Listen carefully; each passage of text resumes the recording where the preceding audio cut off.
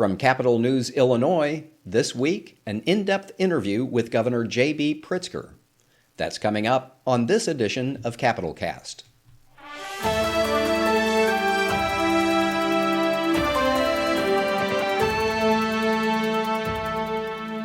Hello, and welcome to Capital Cast, a regular podcast of Capital News, Illinois. Last month, Governor J.B. Pritzker laid out his budget plan and legislative agenda in a State of the State address to the General Assembly. And while he pursues that agenda, he's also running for a third term in the governor's office, something no Democrat has ever done in Illinois. Earlier this week, CNI reporters Brenden and Ben Szalinski spoke with Governor Pritzker, covering a wide range of topics, from the state of the Illinois economy to his legislative agenda and the future of the Chicago Bears. Here now is that interview. Governor, thank you for taking the time to talk with us. Thanks, Brenden. Thanks, Ben. We'll just get right into it. You gave your State of the State address a few weeks ago, and you called Illinois' economy resilient with accelerating growth. But a recent Moody's Analytics report says Illinois will lag the Midwest and the nation this year while remaining behind long-term on job and income growth. They cite population trends like outmigration, pension pressures, and a shrinking tax base. After 7 years in office, what's your best evidence Illinois is changing that long-term trajectory, and where are we still falling short? Yeah. So let's start with where we started from, really, which is Illinois was growing at less than half of the growth rate of the nation when I took office. We also were being dragged down by fiscal irresponsibility and unbalanced budgets. In fact, we had a $17 billion bill backlog, as you may recall. And all of those things weigh on the state. I should add that when I got into office, I thought for sure that we had an economic development effort within the Department of Commerce or in what was then called Intersect that was just, working in the background. Turns out none of those things. I mean, we had, all these terrible fiscal situations, a long-term low growth mode of the state and no economic development effort. So all of that needed to be worked on. I might also add that we hit COVID a year into my taking office. So I had the budget crisis to deal with my first year. Again, in order to get out of this box that Illinois was in, we had to get over all these things. So had to get past the budget crisis, had to deal with COVID, which was terrible for every state's growth rate. And then at the same time, try to build an economic development engine. Which we now have been very successful at doing. So you've seen, I think, over the last several years that we've attracted large and medium and small size businesses to the state of Illinois. We've got an active and organized economic development effort. Indeed, I'll just say that I invited the site selectors from around the country to come and hear our pitch, which they had not heard because Illinois wasn't making one before. And this was just a couple of years ago. And I was very proud that one of the longest time site selectors in that meeting said, this is the best pitch I've heard from Illinois since Governor Jim Thompson. And that's an awful long time ago. So I give you examples because of what we had to overcome, because frankly, we have long-term challenges that we're climbing out of. But as you know, 10 credit upgrades later and 7 balanced budgets, I've just introduced an 8th. Again, lots of companies and jobs moving to the state of Illinois. We have more jobs in Illinois than we've ever had before. So there's more work to do. And I certainly did not suggest, and if you go back and look at the speech, that we've gotten to where we want to be, or that we've caught up even to the entire United States. But we are doing better than we were when I took office, and it is accelerating in the right direction. So I'm guessing that's going to be the pitch as you run for a third term, because as you know, you will be facing a Republican in November. They are all arguing that the picture hasn't been good enough, and What would you say, I guess, to voters who are going to be hearing that argument from the other side that, yes, you were dealt a bad hand, but 7 years in, there hasn't been enough to show for progress? Well, I'd start with remember that the Republicans and their uh, doom grifters that they have used to push their messaging out have been saying about Illinois that everything is terrible and we're falling off a cliff. And the truth is, they continue to say that despite the progress that we made. It's almost like they're rooting against the state of Illinois. So every time that we've announced something positive for the state, like the fact that our eighth grade reading and math scores are among the best in the entire nation, like the fact that we finally have been attracting businesses and have created this economic development endeavor, you don't hear any of the Republicans cheering for any of that. And they don't seem to recognize that we've lowered taxes on working class people in this state. They just, they are, in fact, the carnival barkers that I've been talking about. So, yeah, I'm going to have to run a campaign where I remind people about the progress that we've made. The fact that our pension funded ratio is much better than it was when I took office. In fact, it was heading downward and worse when I took office. It's headed upward every single year that I've been in office. And the same thing again broadly with 10 credit upgrades and the success that we've had across a number of arenas, healthcare and education. So, yeah, we're going to have to talk about our ideas and what it takes to lift Illinois up. But remember, some of these problems took literally 50 and 75 years for Illinois to get into the problem. And it's going to take a few years to come out of them. The point is, we've turned this battleship around and now in the right direction. And now we're accelerating in that direction. This year, one of your big pushes, and you mentioned this in your State of the State address, was a push to boost housing supply by overriding exclusionary local zoning. You're also moving to expand nuclear energy. The through line here seems to be that affordability, that Illinois can't be an affordable state if you can't build more of the things you need, that people need, whether it's more clean and abundant energy or more housing. Democrats nationally have increasingly been talking about, an abundance agenda. Do you see your proposals kind of as part of this policy movement to kind of maybe take a different tack at addressing some of the big problems that are facing us? I don't think much about the labels that people put on these policies. I would just say we're trying to lower costs for people. We're trying to make life more livable for people. Not only are people not able to earn enough money in this country, but which is, by the way, if you could, things would be more affordable. But also the price of everything just seems to be going up. And so we've got to work one by one by one. This is not like some simple, I know the Republicans have just simple solutions for everything. It doesn't work what they've been proposing. What does work is going after each one of these things. Let's take energy, for example. Energy prices have been going up for a couple of big time reasons that I talked about in my State of the State speech. One is that we've created a whole lot more electricity production in the state of Illinois with both wind and solar. We're now going to work on bringing on new nuclear since I removed the moratorium on nuclear power development in the state. But as you bring on electricity generation, it's got to be hooked into the grid. And we're not in charge of that. It's an organization called PJM, another one called MISO that covers the state. And you know what? Those are run by fossil fuel producers.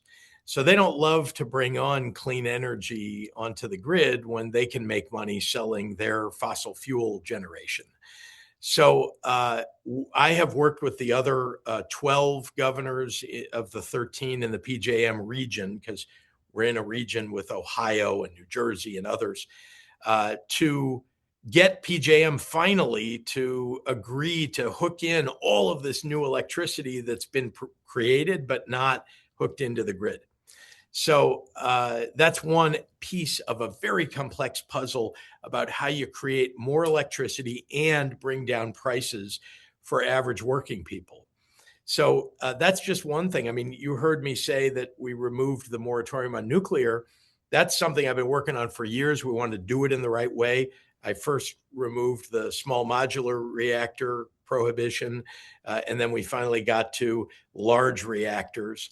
And bringing those online, creating more nuclear power stations in the state of Illinois should be easier for us than it is for other states. Why? Because we already have nuclear. So people understand it. There isn't this broad sense of NIMBY, not in my backyard. And companies want to know they can also find the nuclear engineers that they need, the people to run the plants. And we have all of that in the state of Illinois. So we have a real opportunity to bring down prices. But again, that's one category of bringing down costs for people. You've got to move on to, how about junk fees? Everything is more expensive because, companies have figured out they can nickel and dime you to death almost. And we've got to stop that. So we're going after that. And then you talked about housing. And I know you like to use the word abundance, or others do anyway. I would just say that we need more housing. We also need to use the underutilized housing that already exists in the state. So those are three things, and we could talk about more. Again, I've lowered taxes on people with a child tax credit, with increasing the earned income tax credit. In fact, I increased the child tax credit after we created one in the state. And those are just two of several important taxes that we brought down, again, to put more money in people's pockets. Shouldn't forget to mention that we raised the minimum wage from $8.25 to $15. So once again, this is about lowering costs and making things, easier for people to buy. And we can call it affordability. That's one label that you like to put on everything, but it takes a lot of work across a lot of different arenas. I didn't even mention healthcare, but that's another one. Now, Governor, you brought up Jim Thompson a minute ago. There's a bust of him outside the White Sox stadium that credits him for keeping the team in Illinois, not moving off to Florida after he backed public financing for the stadium's construction. We know a publicly funded stadium is a red line for you. Indiana's obviously putting in a lot of money to try and bring the Bears over, including through tax increases. I guess my question is, if the Bears do take that offer and move to Indiana, is that an outcome you're comfortable living with? I set the parameters of what I think that the taxpayers are willing to do and not willing to do at the beginning of the negotiations with the Bears. And the number one thing, and you can ask voters, there are lots of polls out there. I've talked to a lot of people. People want to keep the Bears here, no question about it. But what they don't want us to do is pay for a multi-billion-dollar stadium.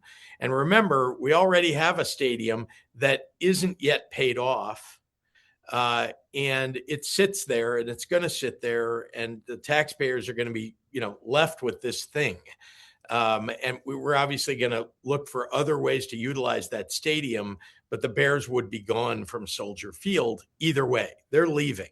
They're either going to Indiana or maybe somewhere in Chicago, although there are no sites that they've found in Chicago that they could move to, or Arlington Heights. I mean, those are the choices. So I've set the parameters. I do believe, as we have done for businesses that want to move to Illinois or businesses in Illinois that want to grow, I do believe there are things we can do. For example, we have provided infrastructure for those businesses that move here. And we can do the same thing for the growing business that is the privately owned billion-dollar, in fact, $9 billion business that is the Chicago Bears and their billionaire family owners.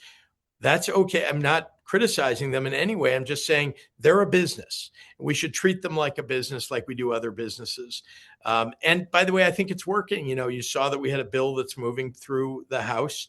I think the Bears had not set themselves up well for getting something done. And so, we've tried to help them along, in this session. And I believe that we're going to be successful, and the Bears seem to like what's being put forward. So There's a lot of that goes in again to making sure that we have the Bears in here in the state of Illinois. If they decide to move, I don't think they want to, because I think they understand that their fans would be very upset with them if they become the Hammond Bears, for example. Yeah. And I also think they don't want to move because they want to own the stadium. They don't want Indiana to own the stadium, but that's what would happen. Indiana would own the stadium for 20 or 30 years, and then they'd hand it over. It would be like handing over, Soldier Field after all these years, as if they would want that. That's not what they'll want. They'll want to replace the stadium probably after 30 years. Yeah, what is the status of negotiations this week? Anything new? Last week in the committee, it sounded like a lot of Democrats were still pretty skeptical about this property tax proposal that was in the bill. I think there's a lot of understanding and agreement, however, that businesses that come to Illinois, like they do in other states, if you look it up, and you should, pilot bills exist in most other states, because businesses that are expanding or moving to a state don't want to have to go to every single taxing district, the park district, the school district, the library district, and so on, and have to negotiate property taxes with each one of those. And it could be multiple jurisdictions you're negotiating with beyond just those separate tax lines. So, it could be 10 or 15 boards that you're trying to negotiate. It's near impossible. And many businesses choose not to do that in Illinois because we don't have a pilot bill. So we need to pass a pilot bill either way. If you want to grow business in the state, if you want to attract business in the state, we need a pilot bill. None of the pilot bill, by the way, leaves the local governments without property tax. They will get paid property taxes. I mean, a payment in lieu of, but it's a payment. And also, it's on land that otherwise isn't producing any property taxes for them. I mean, or rather, very little. If you put something of value there at the end of a decade or two, it has real value, and there's significant resources coming to local governments. Just adding one more thing. Remember, the Bears are not, on the property that is covered by the pilot bill. They're not building condos or adding families that would use libraries or schools, in that area. It's a stadium and amenities around the stadium. And so you're not really, taking resources out of a community, you're adding resources into a community. Later, they may use another part of the property for housing, but that is not covered by the pilot bill. So I think to the extent there's skepticism, I think everybody just wants a fair deal for the taxpayers in that area and anywhere in Illinois where the pilot might come into effect. What should Chicago get out of any deal with the Bears and with, wrapped in with this pilot legislation?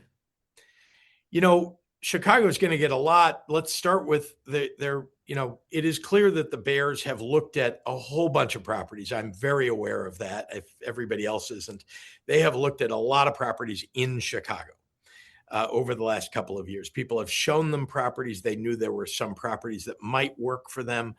And none of the properties, however, were the right size or had the right features. Remember, very important to have transportation to a piece of property. So you might be able to identify a property, someone might be able to, but if it has no rail service, for example, it's going to make it pretty hard to get your fans there.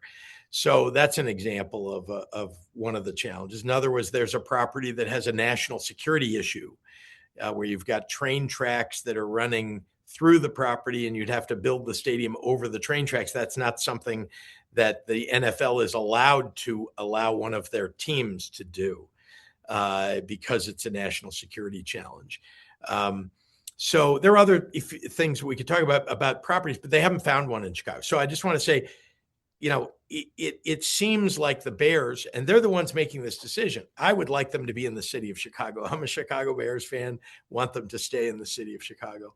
But they're the ones making this decision. And if they decide that they want to be in Arlington Heights, then, or that we're competing between Arlington Heights and another state, I would like them to stay in the state. The city of Chicago and the residents of the city of Chicago benefit from all of the jobs and taxes that come from the growing of that business in the state of Illinois. You don't have to be in the city of Chicago, have the business in the city of Chicago to benefit the city of Chicago. So that's one thing. And I think the second thing is, the Bears have been very clear about there are lots of things that they want to be able to do in the city. And there's a lot of conversation about what those are. Cam Buckner has been kind of a leading voice on that, but I too have been talking to them about, are they going to hold all of their practices in their practice space, in their land that they have now that's outside the city, or could they do some in the city, for example? And they've talked about it. The Bears want to do offices and other things they've thought about in the city of Chicago. So there is real benefit that will come to the city of Chicago. But unfortunately, like I said, for them to grow their business, they've got to find a piece of property and put together a deal that makes sense for them. And there doesn't seem to be one in the city of Chicago that would work for them. That, again, their choice. Just wanted to touch very quickly on a different topic on immigration enforcement.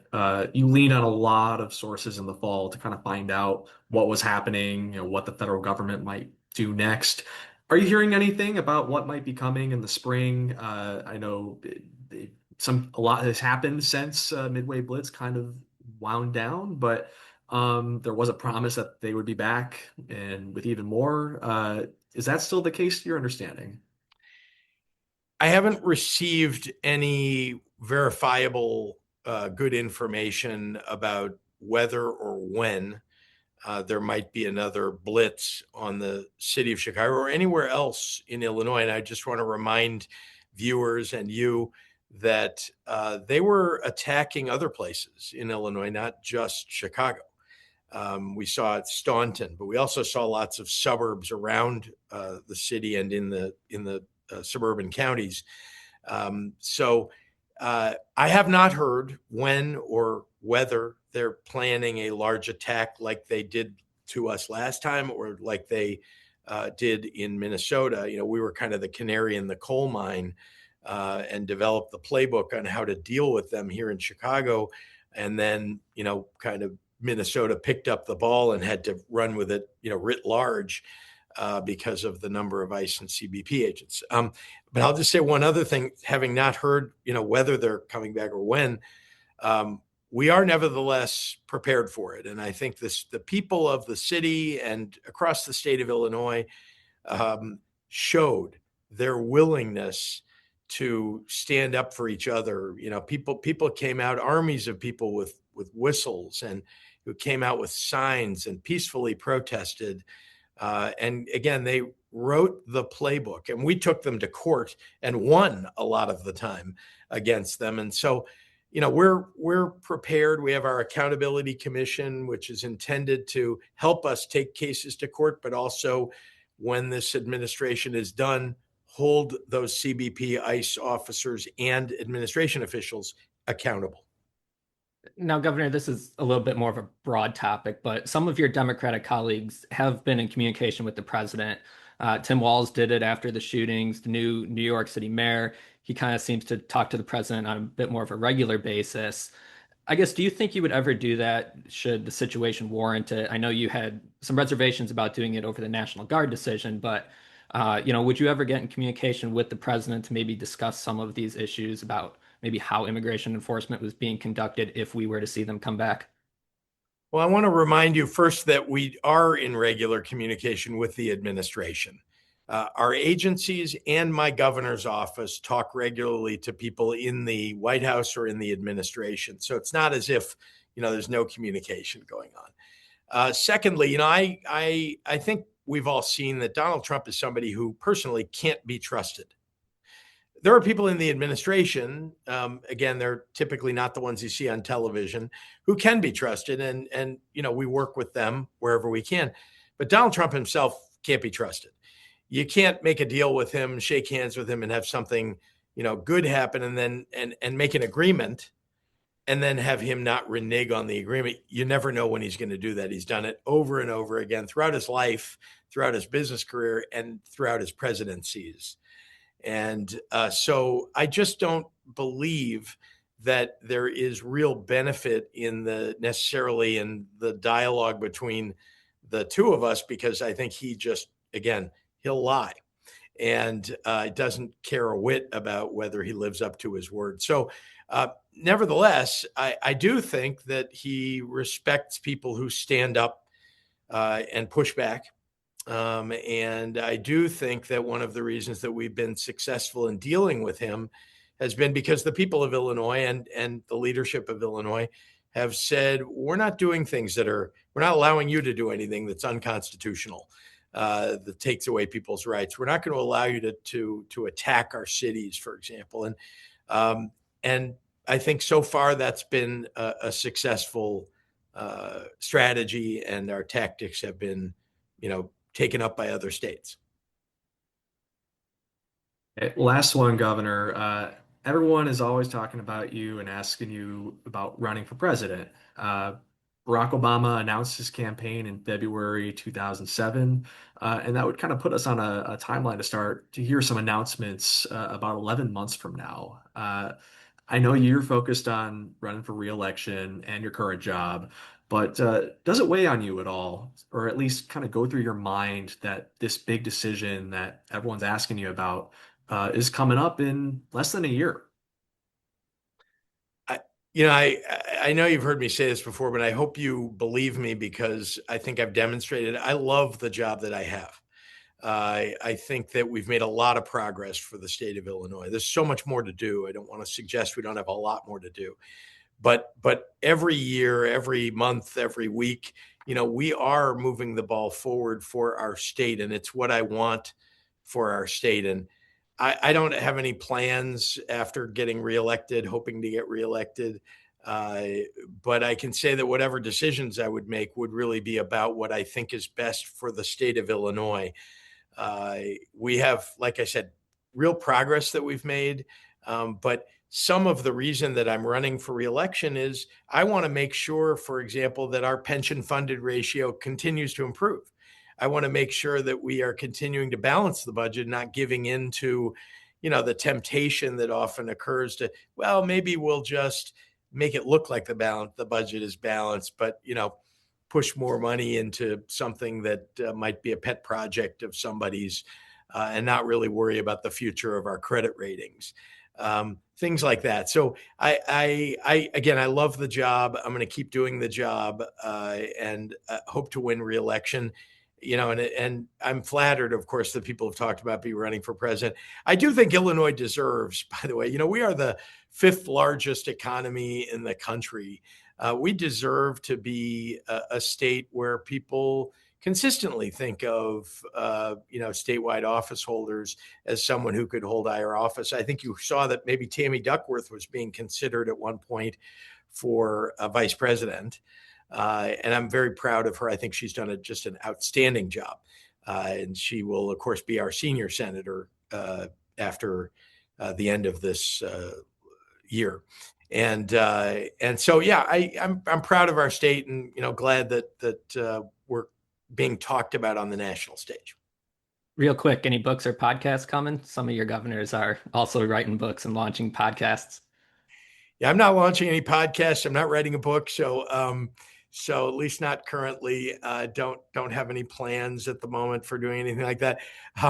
I think it's always interesting. I am actually a reader of a lot of biographies and autobiographies, and so always interested to hear about people's journeys to where they got to, and maybe how they think about their future. So I think they're instructive, those books. I'll be a reader anyway.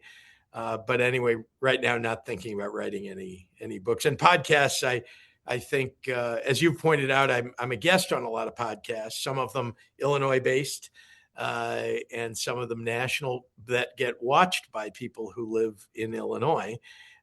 And so I'm going to keep doing that. It's kind of a new feature in media. I don't know if you'd say it's really new, but it's, for at least in politics, spending a lot of time doing interviews, both with traditional media like you guys, and with new media, is, I think, a beneficial. People get to hear your views in a more relaxed setting. I actually think that's what this is, although you see me wearing a tie with flags behind me. But I feel, very relaxed talking to the two of you. I've seen you before, and I'm, so I don't have any plans for my own podcast. You're doing a great job. Very good. Well, thank you so much for joining us, Governor. We appreciate it. Thank you both. That was Illinois Governor J.B. Pritzker talking with CNI reporters Brenden Moore and Ben Szalinski. And this is Capital Cast. Capital Cast is a production of Capital News Illinois, a public affairs reporting project of the Illinois Press Foundation, with funding from the Robert R. McCormick Foundation. Until next time, on behalf of the entire Capital News Illinois team, this is Peter Hancock saying thank you for listening.